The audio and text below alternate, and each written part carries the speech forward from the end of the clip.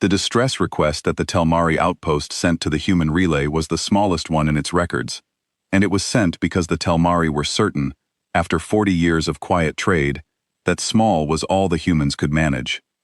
Station Keeper Iroville composed it himself, in the failing light of the outpost's last working reactor ring, because there was no one left with the rank to do it, and no one left with the strength to argue.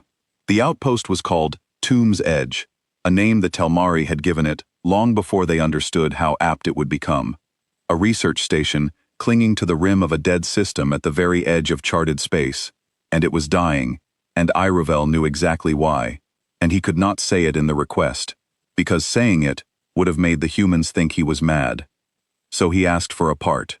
A single coupling for a coolant manifold, a piece of standard hardware the humans had been selling the Telmari for 40 years, a thing so ordinary that Iroville had filed the request under routine resupply rather than emergency, because an emergency request would have required him to explain what was actually happening to Tomb's Edge, and what was actually happening to Tomb's Edge could not be explained. The thing that was killing the outpost did not have a name in any Telmari record. It had arrived 11 days ago, out of the dead system the station was meant to study, and it did not attack the way enemies attacked. It did not fire. It did not board. It changed things. Where it passed, the rules went soft. The coolant in the manifolds had stopped behaving like coolant. It flowed uphill. It froze while boiling. It forgot which direction down was. The reactor ring's containment had begun to leak in directions that did not exist. 3 of Iroville's researchers had walked into a corridor that had been 40 meters long that morning and had not come out, because the corridor, when they entered it, had been much longer than 40 meters and was still, as far as the station's failing sensors could tell, getting longer. The Telmari had a word for the thing now, a word Iroville had coined in the long sleepless nights since it came. They called it the unwriting. It did not destroy Tomb's Edge. It edited it, slowly, rule by rule, until the station was no longer a place where Telmari could survive, and Iroville understood, with the cold clarity of a creature watching its own deletion, that when the unwriting finished with the outpost it would move on, into the charted systems, into the trade lanes, into everywhere, because nothing in the Telmari arsenal could so much as touch a thing that rewrote the rules faster than the rules could be aimed. He did not ask the humans for help with the unwriting. He could not. The humans were a young species, a trade partner, useful for spare parts and bulk grain and the occasional cargo hauler. They had never shown the Telmari a warship. In 40 years of trade, the humans had never shown anyone a warship, and the Telmari had drawn the obvious conclusion, the same conclusion the rest of the charted space had drawn, which was that humanity did not have any worth showing.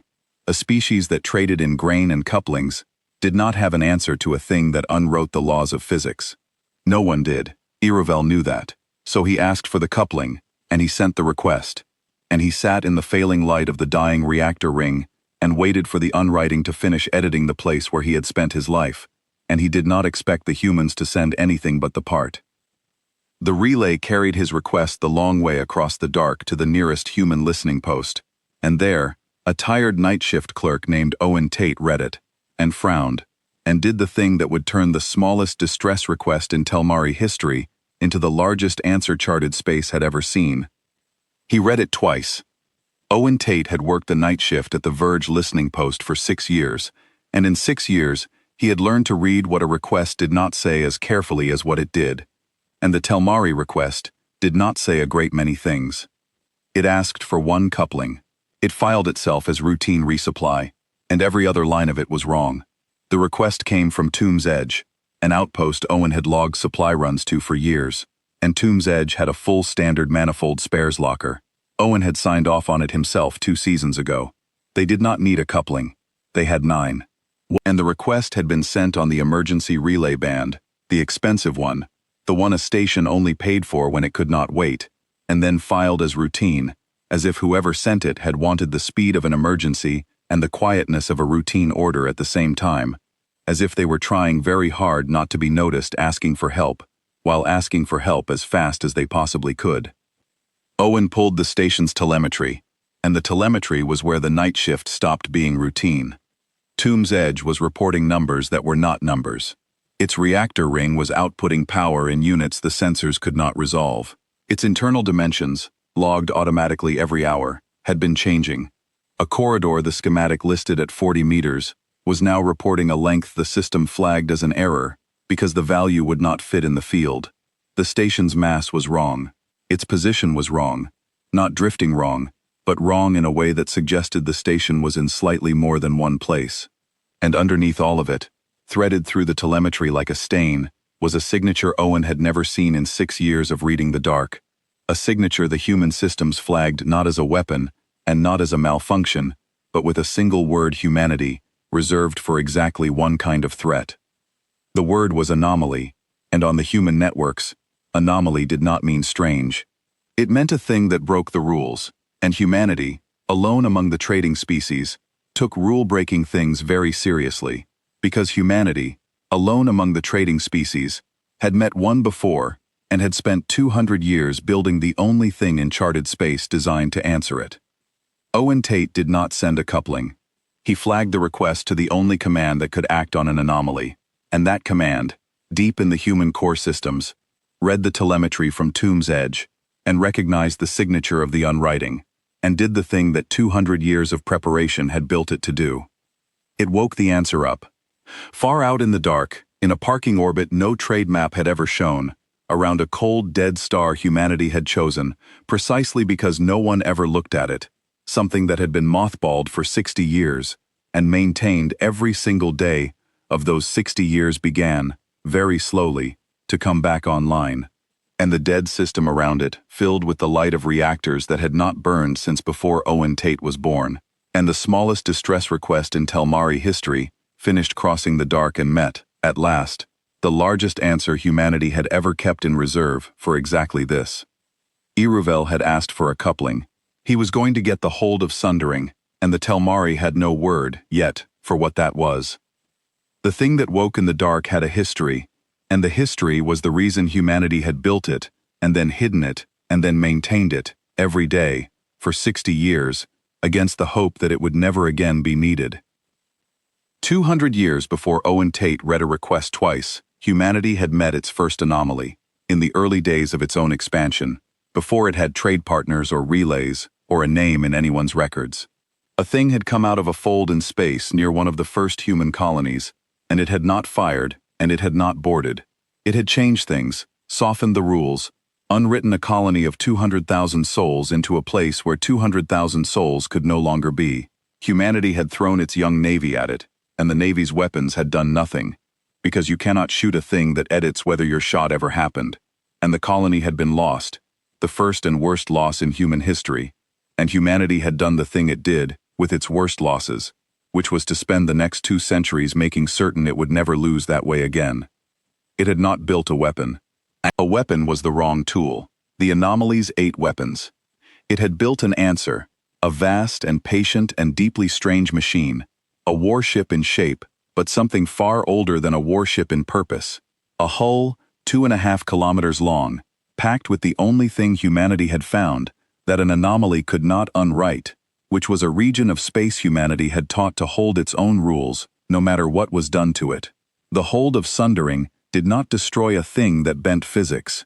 It carried, inside and around itself, a volume of reality that simply refused to bend, a place where the rules stayed written, because humanity had nailed them down, and it brought that unbending place to the anomaly, and pressed it against the soft edited space, and held the line, until the thing that rewrote reality met a piece of reality that would not be rewritten, and then it pushed. There were 4 of them in all of human space. 4, in 200 years, because each one took a generation to build and a planet's wealth to maintain, and because humanity had decided, after the first colony, that the price of never losing that way again was 4 mothballed mountains kept warm in 4 dead systems, crewed by volunteers who trained their whole lives for a call that might never come. Waiting for the day, a corner of charted space reported the one signature that woke them. Tomb's edge had reported it, and out in the dark, the nearest of the 4, the hold of sundering, finished waking, and turned its unbending heart toward a dying Telmari outpost that had asked humanity, very quietly, for a single spare part, and began the long burn toward the edge of the world, carrying with it the answer to a question The rest of charted space did not even know how to ask. Owen Tate did not sleep that night, and he was not the only one.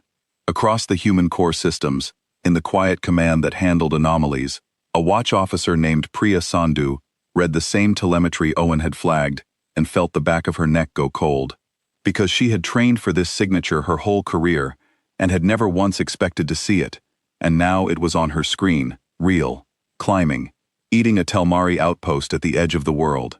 She did the thing the training had drilled into her until it was reflex. She did not convene a meeting. She did not seek approval. The protocol for a confirmed anomaly signature had been written 200 years ago in Grief, and had exactly one step, and the step was, wake the holds. And she keyed the command that woke them, and only afterward sat back and let her hands shake.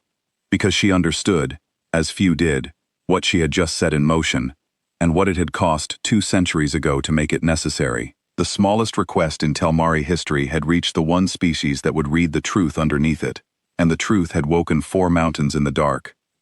Iravel was watching the corridor that would not stop growing when the human ship arrived, and the arrival did not look the way an arrival should look, because the hold of Sundering did not approach Tomb's edge so much as insist upon being near it.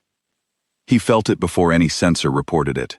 The corridor that had been swallowing his researchers for 11 days, the 40-meter hall that had become a thing without a measurable end, suddenly had an end again. Iravel was staring down its impossible length when the far darkness of it simply stopped being impossible, snapped back to 40 meters, the walls remembering where they were supposed to be, the floor recalling which way was down, and the 3 researchers who had walked into it 11 days ago and never come out, walked back out of it, blinking, alive, 11 days older and unable to say where they had been, because where they had been had not, by any rule the Telmari understood, existed.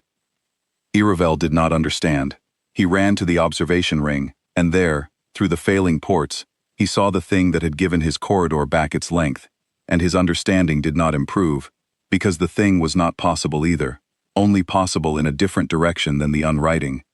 The human ship hung in the dead system like a decision. It was vast, far larger than any hull the Telmari had ever seen humanity field, 2.5 kilometers of dark-weathered metal that had clearly been built long ago and kept ready ever since. A hull of dense gunmetal plating and deep paneling and great ribbed structures whose purpose Iravel could not guess. It did not glow with weapons. It did not bristle with the guns a Telmari warship would have bristled with. Instead, all along its length, there were emitters, hundreds of them, and around the entire ship, there was a region Iravel's sensors reported as a void in the unwriting. A sphere, perhaps 10 kilometers across, in which the rules were not soft, in which coolant flowed downhill, and corridors stayed their length, and reality did exactly what it was told. The human ship had not come to fight the unwriting. It had come carrying a piece of the universe that the unwriting could not touch, and it was extending that piece, slowly, like a hand, toward Tomb's edge.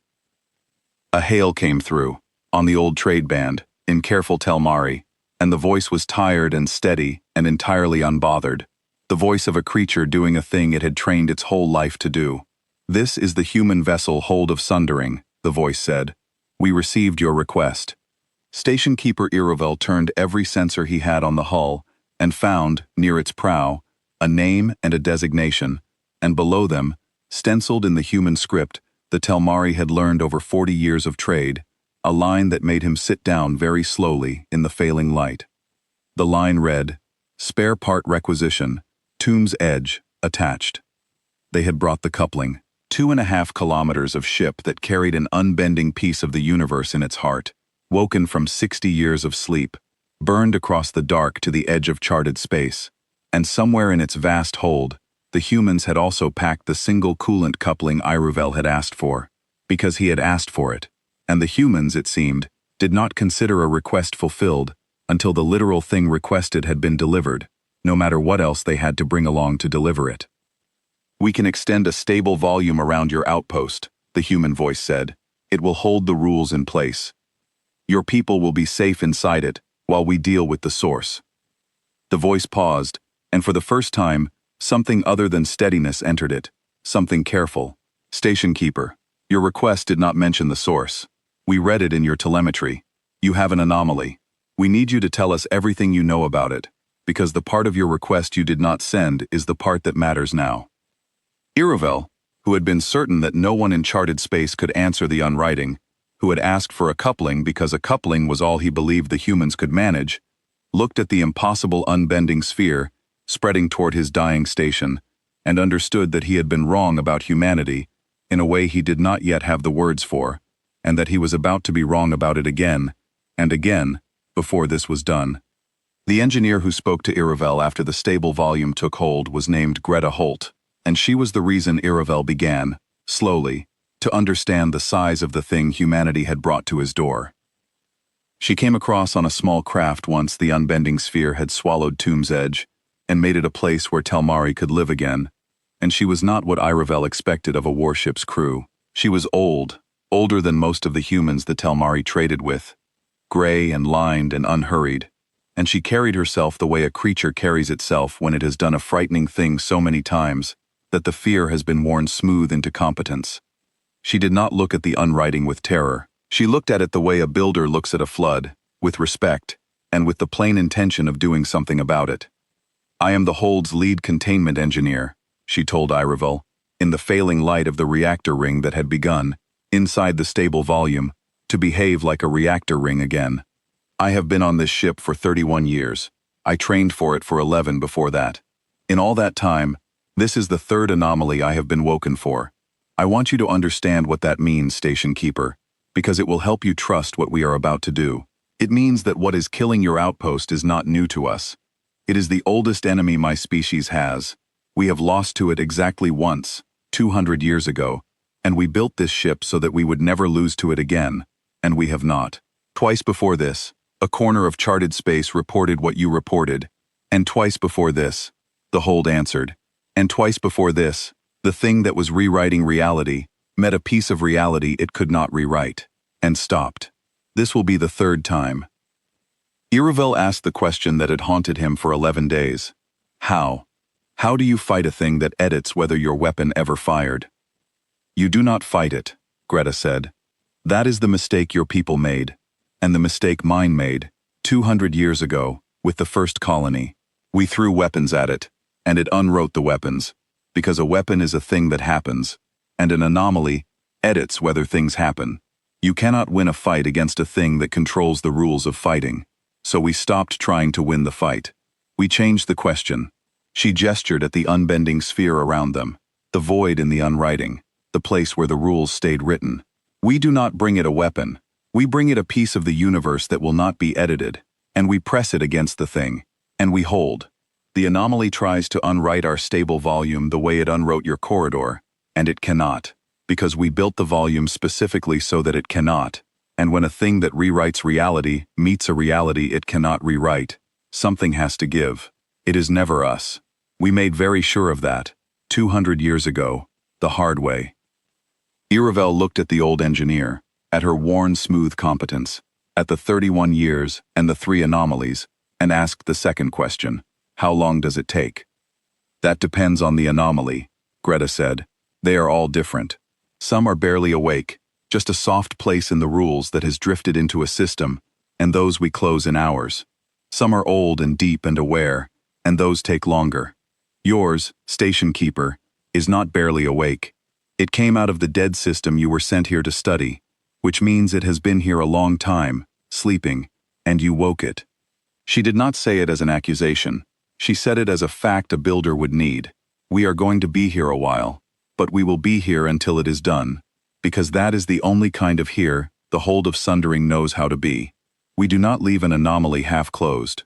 We learned that lesson too, 200 years ago, and we only had to learn it once." The first time the Hold of Sundering pressed its unbending heart against the unwriting, Iravel watched from the observation ring, and what he saw rearranged his understanding of what a war could be. There was no fire, there were no beams, no explosions, none of the violence the Telmari associated with combat. The Hold simply moved, slow and vast, toward the heart of the unwriting, toward the dead system's edge, where the soft place in the rules was deepest, and it extended its stable volume ahead of itself like a prow, the 10-kilometer sphere of unbending reality reaching into the edited space, and where the two met, The universe itself seemed to strain. Iravel's sensors, inside the stable volume where they worked again, showed him the boundary, and the boundary was the most frightening and most beautiful thing he had ever seen. On one side, the unwriting, space gone soft, distances that would not hold, directions that forgot themselves, the rules dissolving like ink in water. On the other side, the holds volume, reality nailed down, every law holding, a place humanity had taught to be stubborn, and along the line between them, the two were pushing, the unwriting, trying to soften the human volume, the way it had softened everything else, and the human volume simply refusing, and the refusal was not passive. Iravel could see the emitters along the hold's hull working, hundreds of them, pouring something into the boundary, and he understood that the stubbornness was not a wall but a labor, that the humans were actively holding every rule in place against a thing that was actively trying to erase them, and that the entire 2.5-kilometer ship was built to do nothing but win that argument, rule by rule, meter by meter. The unwriting pushed harder. Iravel saw the boundary buckle, saw a corner of the human volume begin to go soft, saw a distance inside the hold sphere flicker and start to lengthen the way his corridor had lengthened, and his heart, which had begun to hope, sank, because if the unwriting could soften even the human ship, then there truly was no answer anywhere in charted space. Then he saw the humans do the thing they had built the hold to do, and the boundary held. Greta's voice came over the trade band, calm, narrating, because she had decided Iravel should understand. "It is testing us," she said. "It always does, at first. It finds the weakest rule in our volume, and it pushes there, the way it pushed at your corridor, looking for the law it can soften first. And the hold finds the same weak rule a half-second faster, and reinforces it, and holds. That is the whole of it, Station Keeper. That is 200 years of human engineering. Not a bigger gun, a faster stubbornness. It edits a rule. We rewrite the rule back before the edit finishes. And we are always a half-second faster, because we built this ship to be a half-second faster. And a half-second, held forever, is how you beat a thing that controls reality." Iravel watched the softened corner of the human volume snap back to true, watched the lengthening distance remember itself, watched the unwriting find another weak rule, and push, and be answered, and pushed back. And he understood that he was not watching a battle. He was watching an argument between two versions of the universe, one that said the rules could be anything, and one that said the rules were these, and the human version was winning, not because it was louder, but because it would not, under any pressure, in any direction, agree to be wrong. The hold of sundering had come to the edge of the world, to outstubborn the laws of physics, and Iravel, who had asked for a coupling, began at last to laugh, quietly, in the failing then restored light of his dying then living station, because he had finally understood what humanity was, and it was the most absurd and most magnificent thing he had ever seen. It was a species that, told the rules could be unwritten, had simply refused to accept it, and had spent 200 years building a mountain whose entire purpose was to say no. On the second day, Greta brought Iravel aboard the hold of sundering, because she had decided that a creature whose outpost the ship was saving had earned the right to understand what was saving it, and the inside of the great vessel was stranger than its outside. Iravel had expected a warship's interior, corridors of weapons and crew, and the machinery of violence. The hold had almost none of that. Its 2.5 kilometers were given over, instead, to the strangest engineering the Telmari had ever seen. Vast halls filled with the emitters whose work Iravel had watched from outside, and between them, threaded through the entire ship, a lattice of something that hummed at the edge of perception. A structure Greta called the spine, which was the part of the hold that actually held the rules. "This is what we built," she said, leading him down a hall where the air itself felt more solid than air should feel, more certain, more present. 200 years of work, and almost none of it is what your people would call a weapon. The emitters you saw are just the hands. This, the spine, is the thing they serve. Inside the spine, the rules are not merely obeyed, they are insisted upon. Every law of physics you rely on without thinking, the ones that say distance is distance and down is down, and a thing that happens stays having happened, we have taken those laws, and we have built a place where they are not assumptions, but decisions. Decisions the ship makes, continuously, billions of times a second, refusing to let any of them be anything other than what they are. That is the whole secret, Station Keeper. An anomaly works because reality, left to itself, is negotiable. The spine is a region of reality that we have made non-negotiable.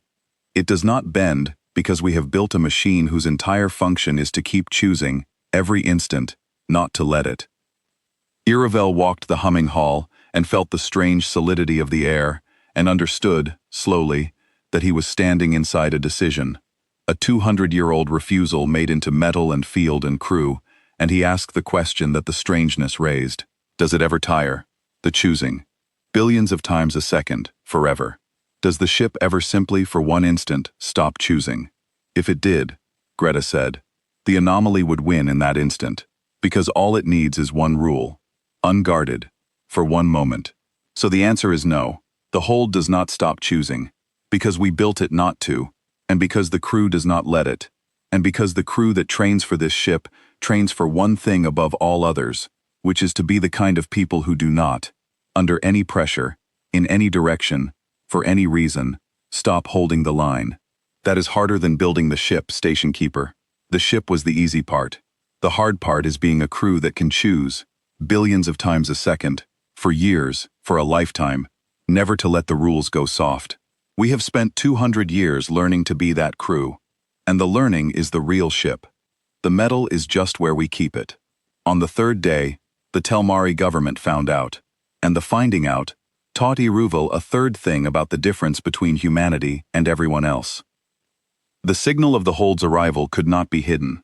A 2.5-kilometer human ship, extending a sphere of unbending reality, at the edge of charted space, was the loudest quiet thing the dark had ever held, and the nearest Telmari command, a Warfleet base 3 systems away, picked it up and panicked. Their response was the response of every great power in charted space, when it saw something it did not understand, which was to send warships. 12 Telmari cruisers burned for the dead system, their commander demanding to know what humanity was doing, massing a vessel of that size at the Telmari frontier, treating the hold not as a rescuer but as a threat, because a thing that large could only be a threat, because that was the only thing a thing that large had ever been, in the experience of any species but one. Iravel watched the cruisers arrive, watched their commander hail the hold with weapons hot, watched the long, dangerous moment when a frightened great power pointed its guns at the thing that was saving the very outpost it claimed to protect. And he watched Greta Holt answer the hail, tired and steady, and do the thing that no Telmari commander would ever have done in her place. She lowered the hold's shields. She did more than that. She opened the ship's status to the cruisers, every system, every reading, the labor of the spine, the boundary against the unwriting, the stable volume around Tomb's edge, all of it, laid bare to the guns of a nervous neighbor, and she said, plainly, "We are not a threat to you. We are not here for your frontier. There is an anomaly in your dead system, the kind that unwrites worlds, and it was killing your outpost, and your outpost asked us for help, and we came. You may point your guns at us if it makes you feel safer. We will not point ours at you, because we do not have guns worth pointing, because this ship was not built to fight you or anyone. It was built to fight the thing in your dead system. If you would like to help us hold the line, we will show you how. If you would like to watch, watch. If you would like to fire, then you will have unwritten your own outpost for us, and we will have to start over once you are done." The Telmari commander did not fire. Iravel learned, later, that the commander had spent a long time staring at the laid-bare status of the hold, at the proof that humanity had brought a mountain to the frontier, and pointed it not at the Telmari, but at the dark, and had then done the second hardest thing a great power commander can do, which was to lower his own guns and ask how he could help. And humanity, which had every reason to resent the cruisers that had come with weapons hot to the rescue of an outpost humanity was already saving, simply showed them how, because to humanity the cruisers were not an insult but a help, 12 more hulls to thicken the watch, and Iravel understood that this too was the category error, the whole of charted space made about humanity. Everyone else measured strength by what you could threaten, humanity measured it by what you could hold, and a species that measures strength that way does not need to point its guns at the neighbors who come running with theirs drawn. It just needs to keep holding the line and let them watch until they understand. On the 5th day, in the middle of a war against the laws of physics, a junior member of the Hold's crew came to Tomb's Edge to install the coupling, and Irovel could not at first understand why. The young engineer's name was Sam Breyer, and he arrived on a small craft with a toolkit and the single coolant coupling and an apologetic manner, and he asked Irovel to show him to the manifold, as if the 2.5-kilometer ship outside were not at that moment holding the rules of the universe in place against a thing older than the stars. Irovel led him to the reactor ring, baffled, and watched the young human kneel at the coolant manifold and begin, carefully, methodically, to install the part Irovel had requested 9 days and a saved civilization ago. "You are doing this now," Irovel said. "While your ship fights the unrighting, you came across, in the middle of it, to install a coupling." "You asked for a coupling," Sam said, not looking up, his hands sure on the fitting. "The containment work is Greta's watch and the spine crew's. This is mine. Your manifold has been running on a failing coupling for 11 days, which means even after we seal the anomaly, your coolant loop is going to fail. And then you would have asked us for help, and we would have come back, and that is 2 trips for a thing we could fix on the 1st. So I am fixing it on the 1st. He tightened the fitting, checked the seal, and sat back. "There. It will hold now. The old one was about 40 hours from going. You would have lost the reactor ring sometime next week, anomaly or no anomaly." He smiled, tired, and gathered his tools. "People think the big thing and the small thing are different jobs, station keeper. They are not. You asked us for help. The anomaly is help. The coupling is help. We do not rank them. We just do all of them, because all of them were true, and a request is not finished until everything true in it is answered." Irovel watched the young human pack his tools and return to the small craft, and burn back toward the mountain that was, at that very moment, out-stubborning the laws of physics, and he understood that he had been given, in the installation of a single coupling, the clearest possible picture of what humanity was. Not a species that saved you with grand gestures while ignoring the small needs underneath. A species that read every true thing in a request and answered all of it, the world-ending anomaly and the failing coupling alike, with the same plain attention. Because to humanity, there was no difference worth ranking between saving your outpost and fixing your coolant loop. Both were help, both were true, both got done. On the 4th day, the unwriting changed its strategy, and in changing it, it revealed the thing that Greta had been quietly afraid of since she read Irovel's telemetry, which was that this anomaly was not merely old, it was awake. The early anomalies, Greta explained to Irovel, as the Hold's emitters labored, were like weather, soft places in the rules that pushed blindly at whatever they touched. The Hold beat them by being a faster stubbornness, and they never adapted, because there was no one home to adapt. But on the 4th day, the unwriting stopped pushing at the weakest rule in the human volume. It began, instead, to push at different rules in sequence, probing, testing, learning which reinforcements the Hold sent and how fast, and then attacking the rules the Hold had just reinforced, as if it had understood that the human stubbornness was a labor and had decided to make the laborers tired. "It is thinking," Greta said, and for the first time Irovel heard the steadiness in her voice thin, just slightly. "The first 2 I was woken for were weather. This one is awake. It came out of your dead system because something in that system was old enough and deep enough to have become aware while it slept, and you woke it. And now it is not just bending the rules. It is studying us bending them back. That is rare. That is very rare. The colony we lost, 200 years ago, the first one, that anomaly was awake too. It is the only kind that has ever beaten us." Irovel asked the question that mattered. "Can the Hold beat an awake one?" "We do not know," Greta said, and the honesty of it was more frightening than any boast. "We have never had to. The awake one took the colony before we built this ship. Every anomaly the Hold has closed has been weather. You are asking me whether the answer my species built 200 years ago, against the thing that beat us, can actually beat the thing it was built against. And the truth, station keeper, is that today is the first day we find out." The unwriting pressed harder, and the labor on the Hold grew visibly worse. Irovel watched the emitters along the hull burn brighter, and saw places on the great ship's surface, where the stable volume itself flickered, softened, was hauled back to true, softened again. The humans were no longer a half-second faster than a blind weather anomaly.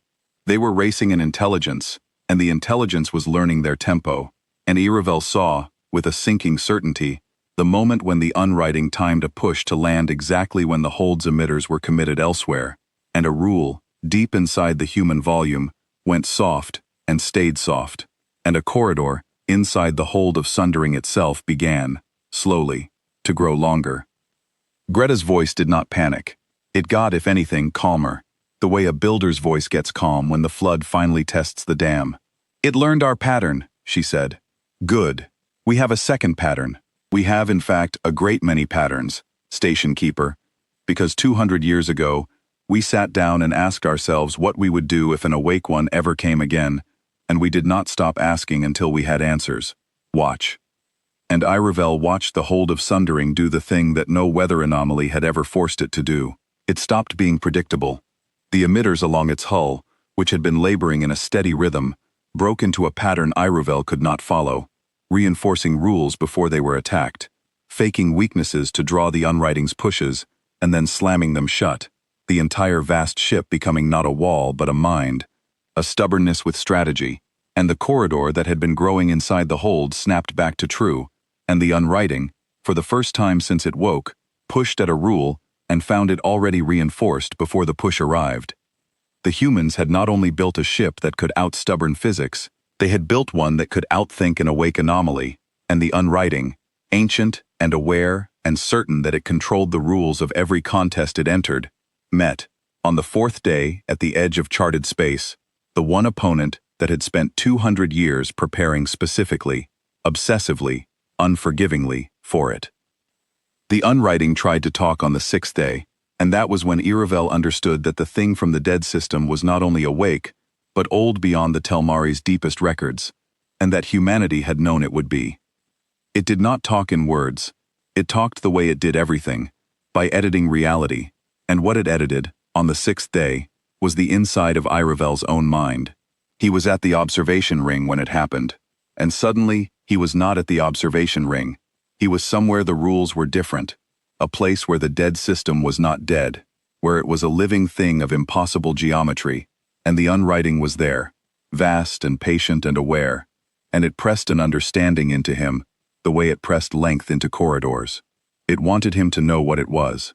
It wanted him to know that it had slept in the dead system since before the Telmari had a written language, that it had unwritten worlds before the Telmari worlds existed, that it was not weather, and not a weapon, and not anything the small soft species at the edge of charted space could comprehend, and that the human ship, the stubborn mountain, was a child's toy against a thing that had been editing reality since the stars were young.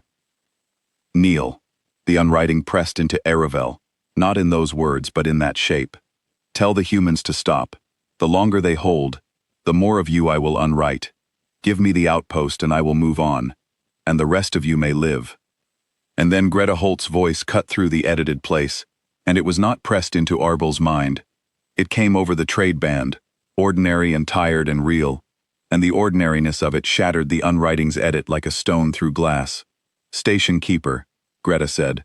"It is talking to you, isn't it? It does that, with the awake ones. It told you it is old. It told you we are a toy. It offered you a deal. Do not answer it. It is not bargaining. It is stalling. Because for the first time in its long life, something is holding the line against it, and it does not understand why, and it is hoping you are frightened enough to make us stop." Iravel snapped back to the observation ring, the edited place gone, and his voice shook as he asked how she knew. "Because the colony asked me to stop too," Greta said, and her voice was very quiet. 200 years ago, the first colony, the one we lost. It is in our records, every word.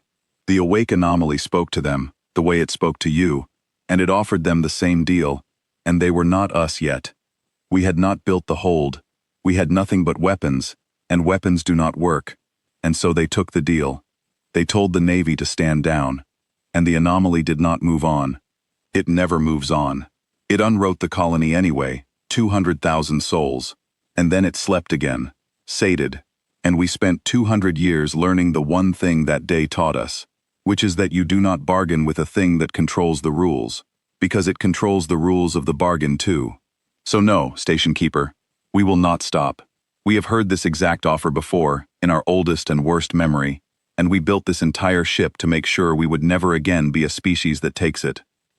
Iravel looked at the hold of Sundering, laboring in the dark, 2.5 kilometers of stubbornness that had been built out of a 200-year-old grief, and he understood the last thing about humanity that he had been missing. The ship was not a machine, it was a memory. It was the shape of a loss humanity had refused to let happen twice, made into metal and kept warm for 60 years against the day the thing that caused the loss came back. And the unwriting, ancient and aware and certain it had seen every kind of opponent in its long life, had finally met the one thing in the universe more stubborn than a law of physics, which was a species that had lost something it could never get back, and had spent 2 centuries making certain it would never, ever lose it again. On the 7th day, the unwriting found the one weakness humanity had never been able to engineer out of the hold, and the weakness was the crew, and the way the humans answered it was the thing that frightened the Telmari cruiser commander into something close to reverence. The anomaly, having learned that it could not soften the spine's rules faster than the crew reinforced them, changed its target. It stopped attacking the rules and started attacking the people who held them. It reached into the hold's stable volume and began, gently at first and then not gently, to edit the crew's sense of time. Ruvel did not understand it until Greta explained it afterward, her voice for once unsteady. An hour at a watch station began to feel like a day. A day felt like a year. The unwriting could not make the rules soft, so it tried to make the people holding them tired, to stretch their subjective time until exhaustion did what the anomaly's own pushes could not, until some watch officer, somewhere in the vast ship, after what felt like a lifetime of choosing, finally, for one instant, stopped choosing. It was the smartest attack the hold had ever faced, because it did not target the machine, it targeted the refusal at the heart of the machine, and for a few hours on the 7th day, it nearly worked. Iravel, aboard the hold, saw the crew begin to gray, saw watch officers who had been steady for 6 days, suddenly aging in their faces by the hour, felt the labor of the spine grow ragged, as exhausted people fought an enemy that was making every minute into a year.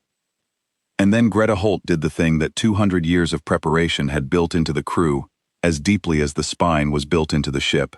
She rotated the watch. It sounded like nothing. It was everything. The hold did not have one crew. It had been built, from the first, to have many, because humanity had understood 200 years ago that the real ship was the people, and that people could be tired, and that an awake anomaly would attack exactly there. So the hold carried crews enough to rotate them through the spine, in shifts short enough that no one held the line long enough to break. Fresh people stepping in the instant the unwriting's edited time began to wear the current watch thin, and when the anomaly stretched an hour into a year, the humans simply ended the hour before the year could land, and rotated, and the fresh crew took up the choosing with unstretched minds, and the unwriting found, again, that the line it had nearly broken was suddenly held by people for whom no time had passed at all. You cannot tire a crew that you are not allowed to keep, Greta told Iravel, when the 7th day was won. It tried to make our minutes into years, so we stopped giving it minutes. It is the oldest trick we have, Station Keeper, and the simplest, and it is the one the colony did not have, 200 years ago, because the colony had one navy, and one set of frightened crews, and no way to rotate them, and the anomaly wore them down, and they broke. We do not break, because we built a ship that never asks any one person to hold the line longer than a person can. The spine is the stubbornness. The rotation is how we keep the stubbornness human. And a stubbornness that stays human does not tire, because there is always another rested watch, and another, for as long as the dark requires. On the 8th day, the Telmari commander, whose name was Vosk, asked Greta the question that the whole of charted space would have asked, if it had known to ask, and her answer was the one Iravel repeated most often in the years that followed. Vosk had stayed.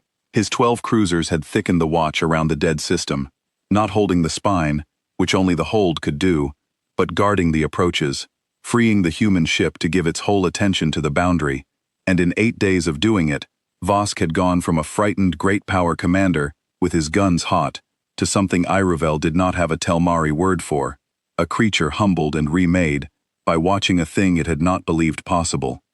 And on the 8th day, Vosk asked Greta why humanity had never told anyone. 40 years of trade, he said. 40 years, and you sold us grain and couplings, and let the whole of charted space believe you were a small, soft species, with nothing to show. You had this. You had 4 of these. You had the answer to the oldest terror in the dark, the thing none of us can fight, and you said nothing. You showed nothing. You let us think you were weak. Why? Any other species would have used a thing like the hold to rule. You hid it and sold us grain. Because it is not a thing for ruling, Greta said. It is a thing for one purpose only, and the purpose is not power. If we had shown the holds to charted space, do you know what would have happened, Commander?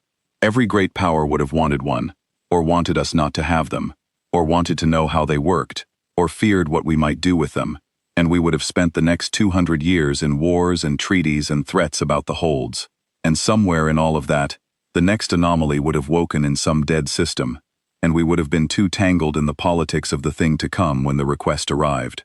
So we said nothing. We sold grain. We let you think us small, and we kept 4 mountains warm in the dark, away from the maps, away from the treaties, away from the fear, so that on the day a request came, there would be nothing between us and the answering of it. The hiding was not weakness, Commander, and it was not deception. It was the only way to keep the answer pure. A thing built out of grief, to make sure no one is ever unwritten again, cannot also be a thing that rules, or it stops being the first thing. We chose the first thing. We have chosen it for 200 years. We sold you grain so that we could come when you called, and here we are.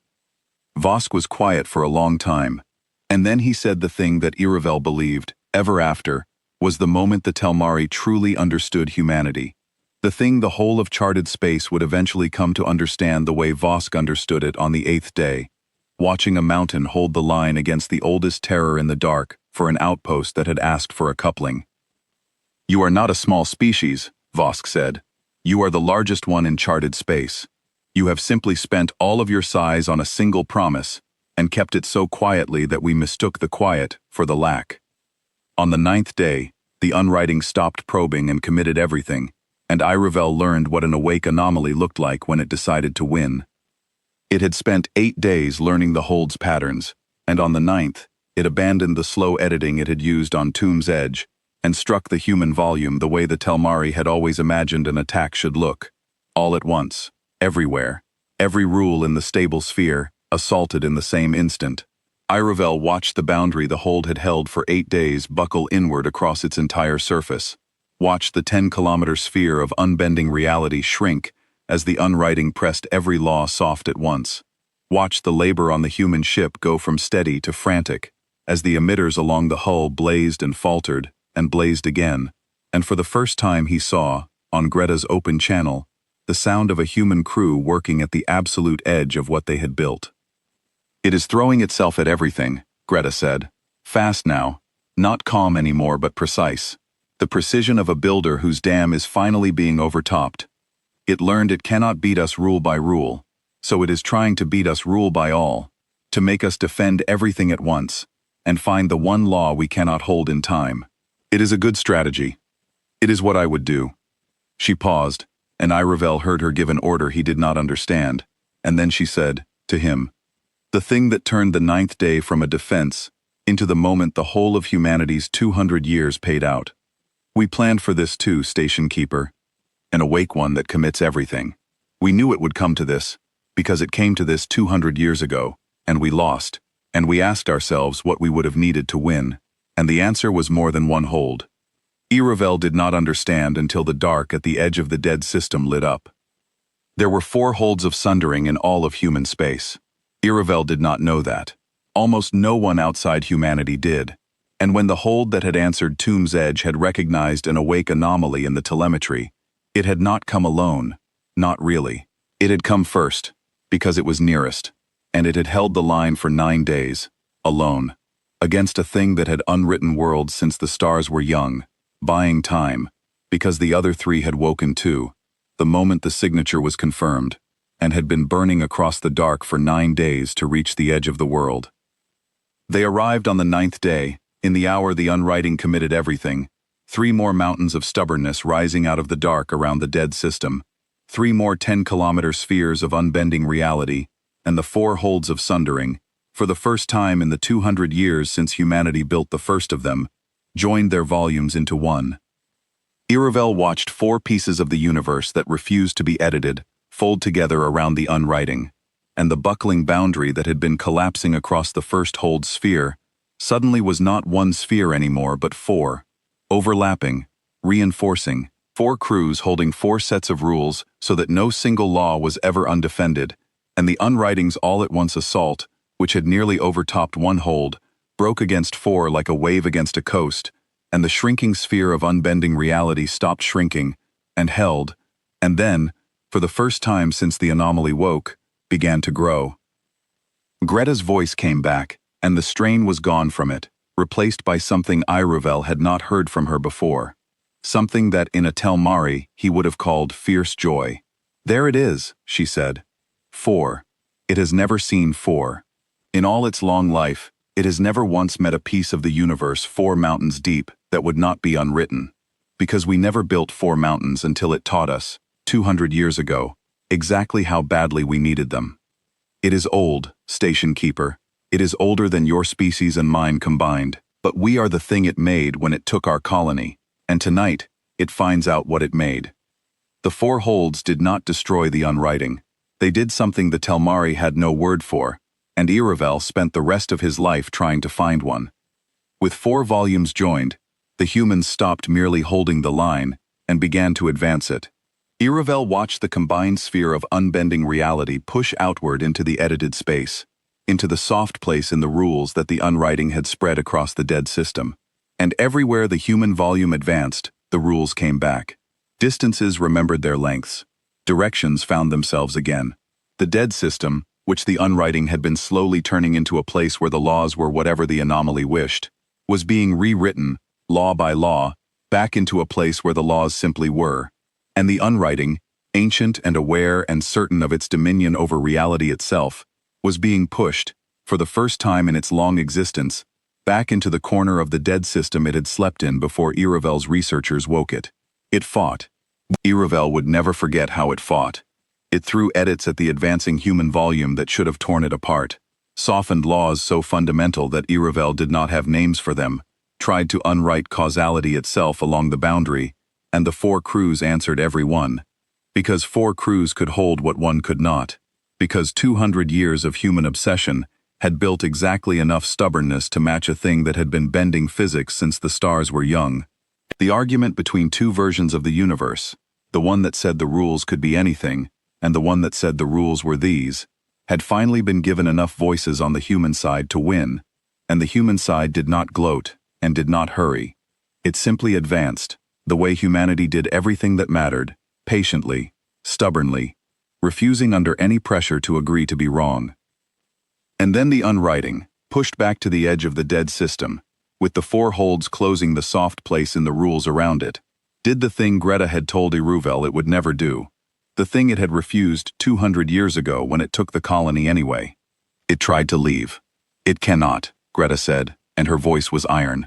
200 years ago, it took the colony and slept, sated, and we let it, because we had to, because we had nothing. We swore we would never let an awake one slip back into the dark to wake again somewhere else. That is the second reason there are 4. 1 to hold, 3 to surround. It is not getting back into your dead system, Station Keeper, and it is not getting out into the lanes.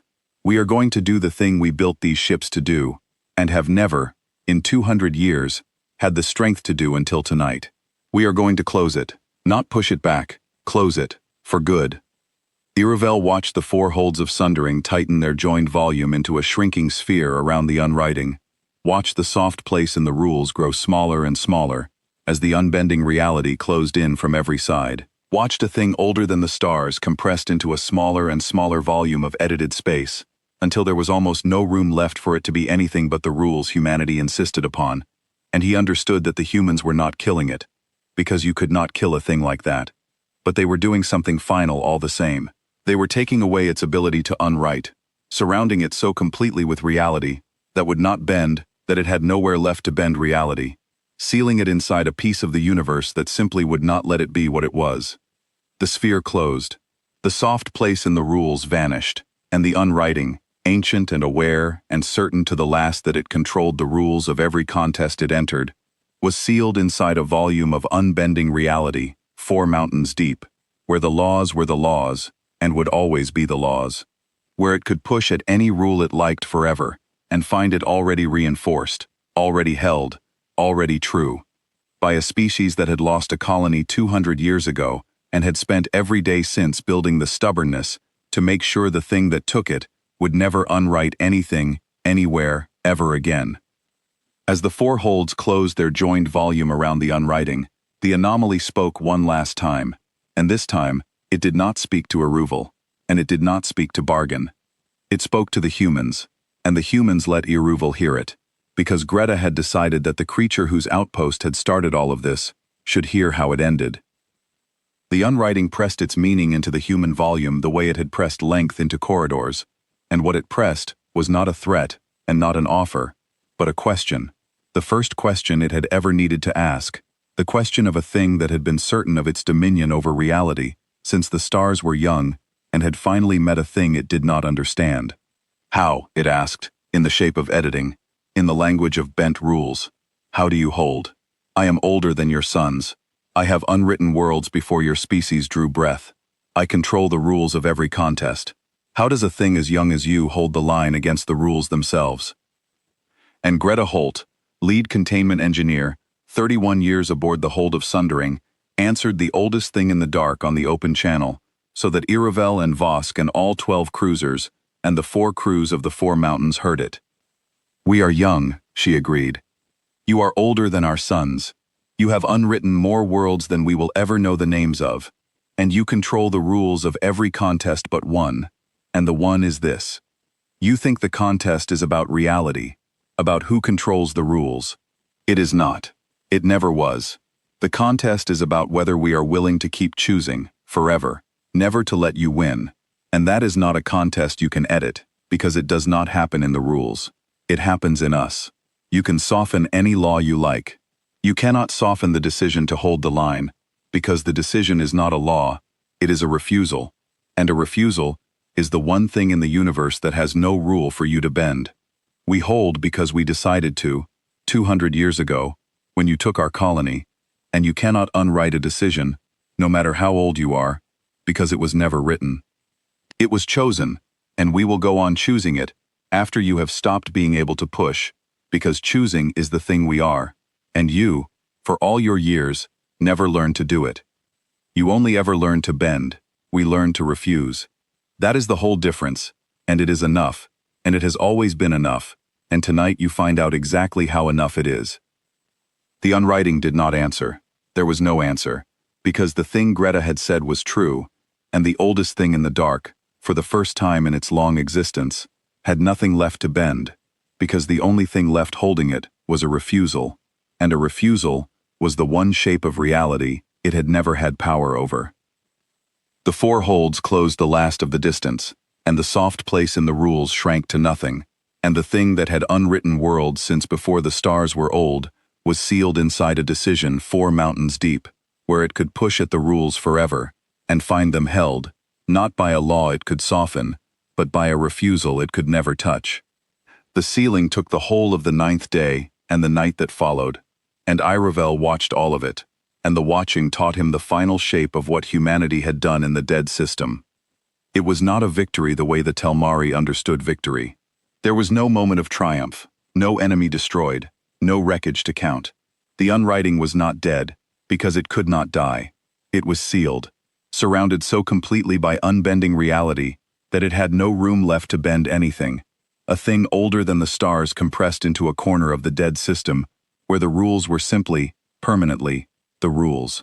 And the 4 holds held it there, 4 mountains in a ring, and the holding did not end when the sealing finished, because the holding was the victory, the holding was the whole of it, the patient, endless refusal to let the soft place ever open again. Iravel watched the 4 crews work through the long night, rotating, resting, choosing, and he saw on their faces not the fierce joy of conquerors, but the quiet, settled steadiness of people who had done a thing they had trained their whole lives to do, and had done it correctly, and would now do the next part, the watching, for as long as it took. There was relief in them, the deep, clean relief of a danger held and held well. There was grief in them too, the old grief, the colony, the 200 years, present in the careful way they spoke of the sealing as a thing finally done that should have been possible to do 2 centuries ago and had not been, because 2 centuries ago there had been only one young navy and no holds and no answer, and a colony had paid for the lack. And there was, in Greta Holt, when the sealing finished and the dead system went quiet and the rules held, a single moment Iravel never forgot, when the old engineer stood at the spine of the hold of sundering and put her hand against the humming lattice and said, very quietly, to no one, or perhaps to 200,000 souls who had been unwritten 200 years ago and could not hear her, that it was done, that the thing that took them was held, that it would never unwrite anyone again, and that humanity had kept the promise it made in the worst hour of its history. Finally, completely, 4 mountains deep, at the edge of charted space, for an outpost of 200 researchers who had asked, in their darkest hour, for a single coupling. The dead system held its quiet, the rules stayed written, and the unwriting, sealed inside a refusal it could not touch, pushed at the laws of the universe, and found them held, and pushed again, and found them held, and would push forever, and would find them held forever, by a species that had decided, 200 years ago, that some lines do not get to be crossed twice. When the long night of the sealing ended, and the dead system held its quiet, the 4 crews of the 4 holds did a thing that Iravel had not expected, and it was the thing that told him, more than the sealing itself, what the 11 days had cost and what they had meant. They read the names. Greta had told him, on the 2nd day, that the colony lost 200 years ago had numbered 200,000 souls, and Iravel had taken it as history, a number from a grief so old it had become a duty.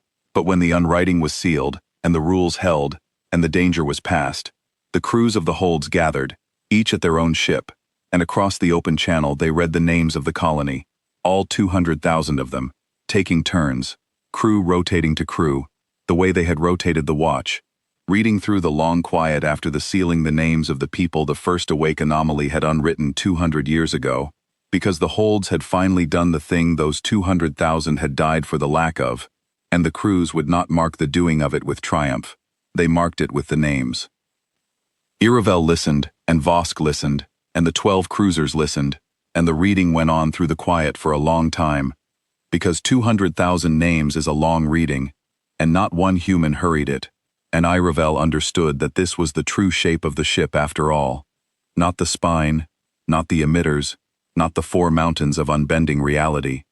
The names, the hold of sundering, was a thing built out of 200,000 names, kept warm for 200 years, brought to the edge of the world, to make certain that no one would ever again be added to the reading, and the crews read the names, not because anyone required it, but because remembering why you built the answer is how you keep the answer pure. The strongest thing humanity had ever made was a refusal to let a loss happen twice, and the refusal had to be fed, forever, with the names of the lost, or it would slowly forget what it was for, and a refusal that forgets what it is for is just a machine, and a machine could be tired, and bargained with, and beaten.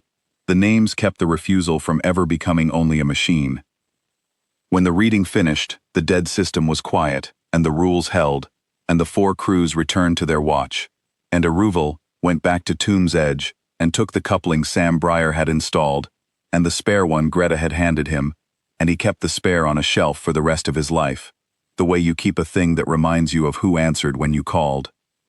When it was over, the dead system was quiet, and the rules held, and Iravel stood on the observation ring of an outpost that was no longer dying, and could not, for a long while, say anything at all. Tomb's Edge had survived. Every one of his researchers had survived, even the 3 the lengthening corridor had swallowed, who walked out of it the day the hold arrived, and slowly, over the following weeks, came back to themselves. The reactor ring burned steady. Coolant flowed downhill. Corridors stayed their length. The unwriting, the thing Iravel had been certain no power in charted space could touch, was sealed somewhere at the edge of the dead system, inside a piece of the universe that would not let it be itself. And 4 mountains of human stubbornness hung in the dark around it, and the smallest distress request in Telmari history had been answered in full. Greta Holt came across one last time before the holds settled into the long watch, and she brought, personally, the coupling. It was a small thing, the standard coolant coupling Iravel had asked for 9 days and a saved civilization ago, and Greta set it in his hands with a tired smile, and Iravel looked at it and began, helplessly, to laugh, the way he had laughed on the first day when he understood what humanity was. "You brought the part," he said. "After all of this, you brought the part. You asked for the part," Greta said, as if that settled it, and to her it clearly did. "We do not consider a request fulfilled until the thing requested is delivered. The anomaly was extra. The anomaly is always extra. Station Keeper. You asked us for a coupling. We brought you a coupling. That one of the oldest things in the universe happened to be unwriting your outpost at the time is, by our way of reckoning, a separate matter, which we also handled, because you were going to need the outpost to be there to install the coupling in." Iravel held the small part in his hands and asked the question that had been growing in him for 9 days. "Why did you do this? We ask for hardware. We are a small species, a trade partner, nothing to you. You woke 4 ships you had kept warm for 60 years. You risked all of them. You fought a thing older than the stars, for an outpost of 200 researchers at the edge of charted space, who asked you for a coupling. Why?"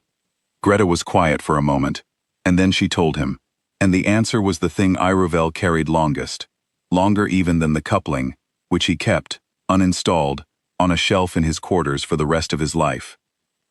"Because 200 years ago," she said, "no one came for us.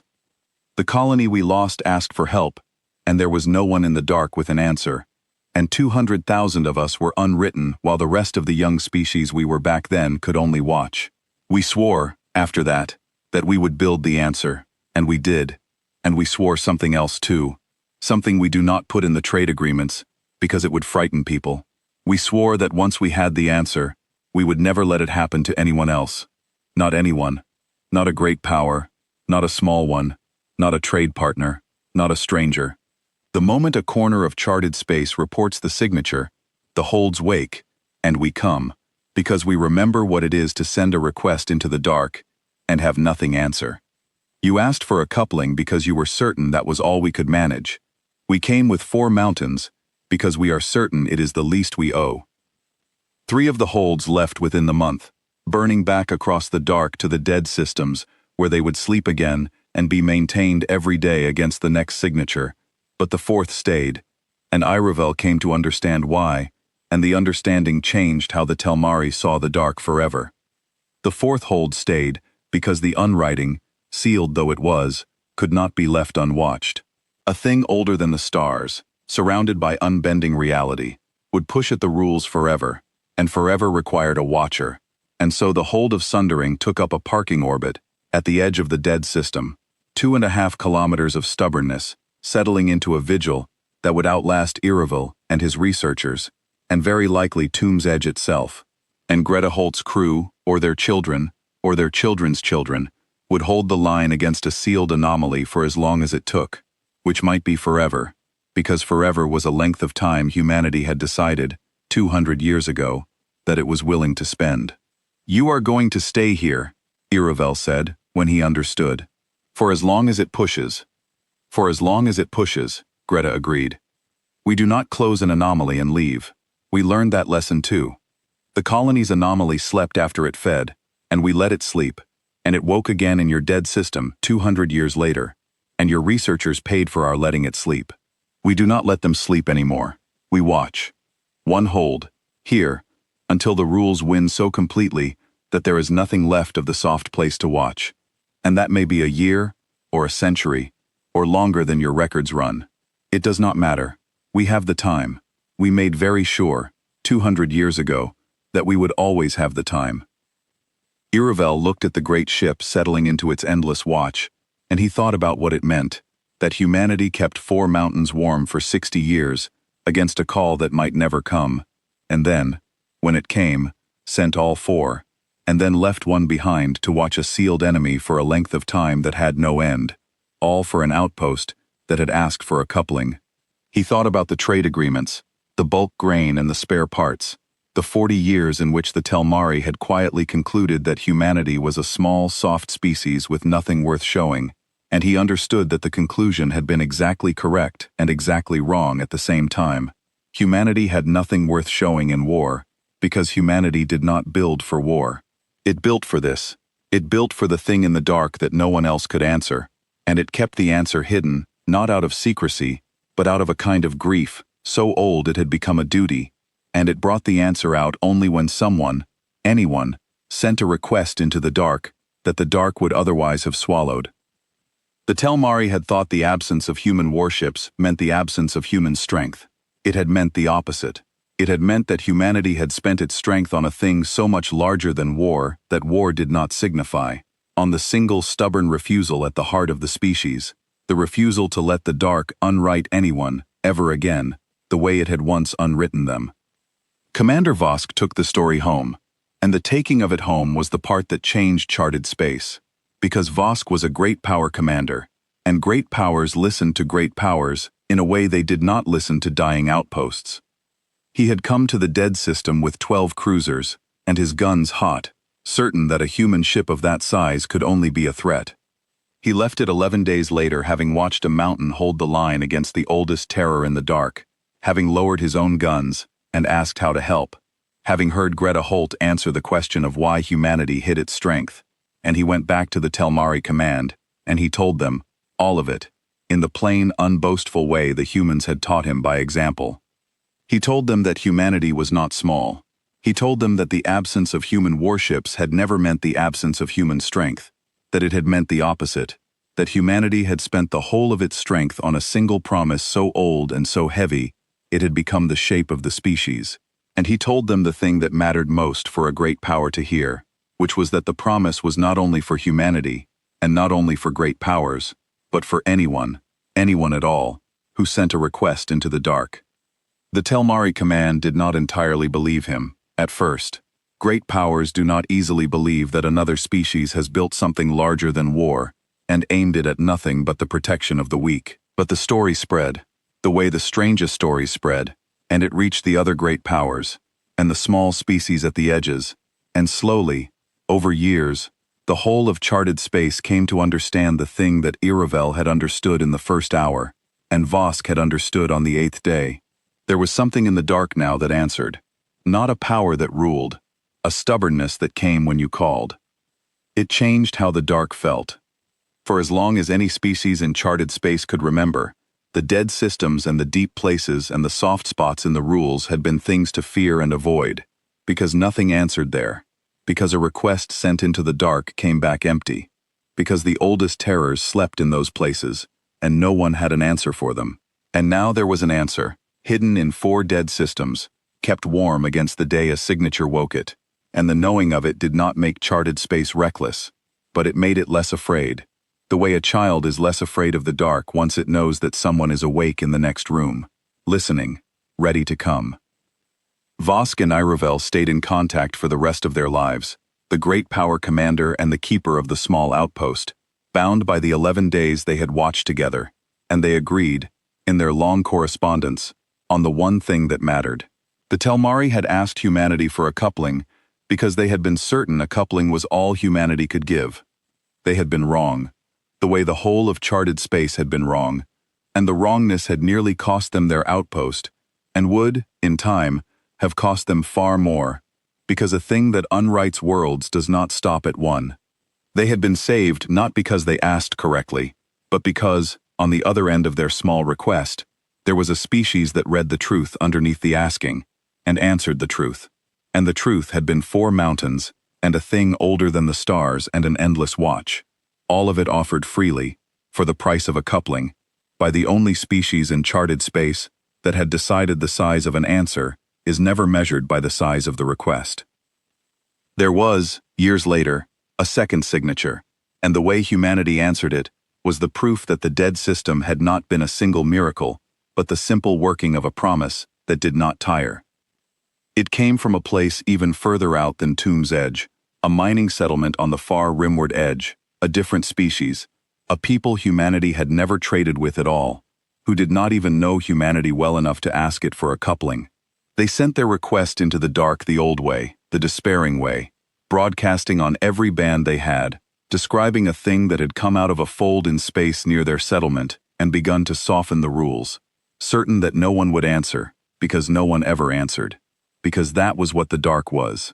They sent it not as a request to anyone in particular, but as a record, a last account, the thing a people sends when it has decided it is going to be unwritten and wants only for someone, someday, to know it had existed. A human listening post caught it. A tired night shift clerk read it and recognized the signature under the despair and flagged it, and somewhere in the human core systems, a watch officer keyed the command that woke the holds, and out in the dark, a mountain that had been kept warm for the years since the dead system turned its unbending heart toward a settlement of strangers who had not even known to ask, and began the long burn toward the edge of the world. The settlement had broadcast a last account, expecting nothing. What answered was the hold of sundering, and the strangers who had not known humanity well enough to ask it for help received, instead, the same thing the Telmari had received, 4 mountains, and an answer to the oldest terror in the dark, freely, for a request they had not even known how to make, because humanity had decided, 200 years ago, that the promise was not for trade partners, or great powers, or anyone who knew the right way to ask. It was for anyone in the dark who needed it, known or unknown, asking or only despairing. And the proof of it was a mountain burning toward strangers who had sent a last account into a dark they were certain was empty, and had been wrong, the way everyone was wrong about humanity, because the dark was not empty anymore, and had not been for 200 years, and never would be again. In the years that followed, the story of Tomb's Edge spread through charted space the way only the strangest stories spread, quietly, from outpost to outpost, told by the ones who had heard it from the ones who had been there, and it changed something in the way the trading species sent their requests into the dark. For 40 years, the small species at the edges had asked humanity only for what they believed humanity could give: grain, couplings, cargo hauls, small things, because humanity was a small, soft species with no warships, and you did not ask a grain trader to save your world. And then a dying Telmari outpost had asked for a coupling, and humanity had towed in 4 mountains that outstubborned the laws of physics and sealed a thing older than the stars, and the story of it taught the dark a new thing, which was that when humanity received a request, it answered the request that was true, and not only the one that was written. Iravel, who lived a long time after Tomb's Edge, became something of a keeper of the story, the way the human node, that was not, had become a keeper of another story far away, though he never knew of it. He told the researchers who came after him about the 9 days, and about the 4 spheres of unbending reality, and about the coupling on his shelf, and about the old engineer who had set it in his hands and explained, without boasting, that humanity came because no one had come for them. And he told them the last thing he had understood, the thing that mattered most, which was about the request. You think, Iravel would say, that you must ask the humans only for small things, because you believe small things are all they have. You are wrong, the way I was wrong. The size of what humanity can give is not measured by what you ask. It is measured by what is true. I asked for a coupling because I was certain a coupling was the largest thing I could expect, and humanity read the truth under my request, the thing I did not dare to write, and it answered the truth. And the truth was 4 mountains, and a thing older than the stars. So when you send your request into the dark, send the small thing, if the small thing is what you need. But know that the dark you are sending it into is not empty anymore, and the thing that listens on the other end has spent 200 years, and 4 mountains, and an endless watch, making certain that it will never again let a request go unanswered, the way its own once went. Ask for the coupling, they will bring the coupling. And if the truth under the coupling is larger than the coupling, they will bring that too, because that is the only kind of answer humanity knows how to give.